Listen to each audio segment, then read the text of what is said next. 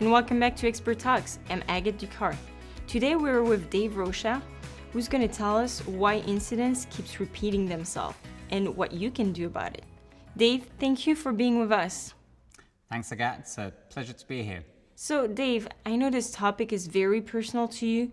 Can you tell us a bit more about your story and why you're talking about repeat incidents today? Yeah, of course. So I've been with Enablon for almost 4 years, and I look after the health and safety product portfolio. Now, prior to that, I worked in the energy industry for around 10 years in a variety of HS&E roles. So everything from corporate management and systems and tools, all the way to supporting frontline operations in an offshore oil and gas production platform. Now, I remember that back in 2013, not long after I started in the role, that there was an incident with a lifeboat on a very similar platform nearby that had fallen to sea, and tragically the technician who was working on the lifeboat lost his life that day. And I specifically remember trying to figure out what could have happened so that we could stop the possibility of a similar event happening where I was working. Yeah, and I see how a tragic incident would certainly drive organization to change their process to prevent something like that from happening again. So Dave, given all the advance in knowledge and information technology, are repeat incidents no longer frequent occurrence? That's a great question. Sadly, that's simply not the case. Repeat incidents, however you choose to define them, continue to be a huge proportion of what organizations see occurring in their operations. So, for example, incidents involving fatalities from lifeboat maintenance continue to prevail to this day. More recently, in the Gulf of Mexico, a lifeboat fall in an offshore facility resulted in the death of 2 technicians. Wow, that's really sad. So I'm guessing these incidents that resulted in fatalities were investigated and lesson learned were distributed throughout the industry. Dave, so why are they still happening? So you're absolutely right. So fatal incidents receive thorough investigations and will usually result in lessons being shared at the industry level. Now, organizations that receive those will review the lessons, update their procedures, and share them internally. Now, what we also see is that the lessons that are being shared often fail to reach and be memorized by the people that really need them.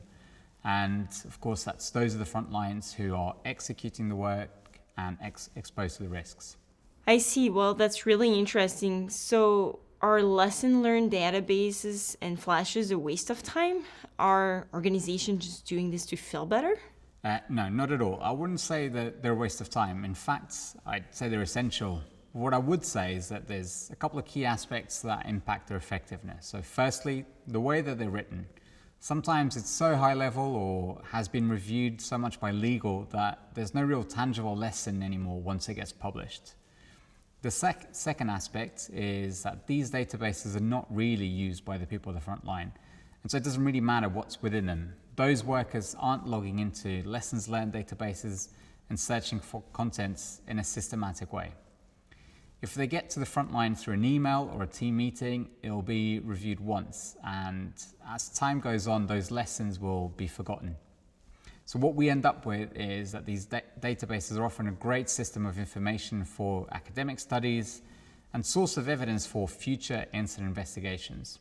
Yeah, I understand.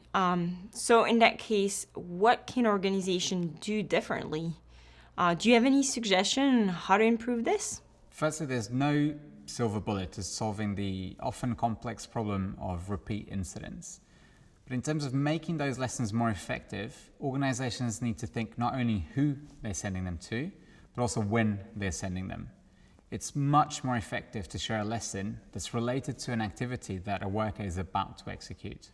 And I'm guessing that's something you worked on. Can you tell us a bit more about your solution? Yeah, certainly. So together with our customers, we've been developing a technology called on-time prevention. And this is an integration between incident management system and control of work. And what this technology is doing is it's analyzing a permit to work that's being drafted by a worker. And then it's using advanced technology to find relevant lessons from incidents and share them with that worker. Once a worker has that information, they can act on it.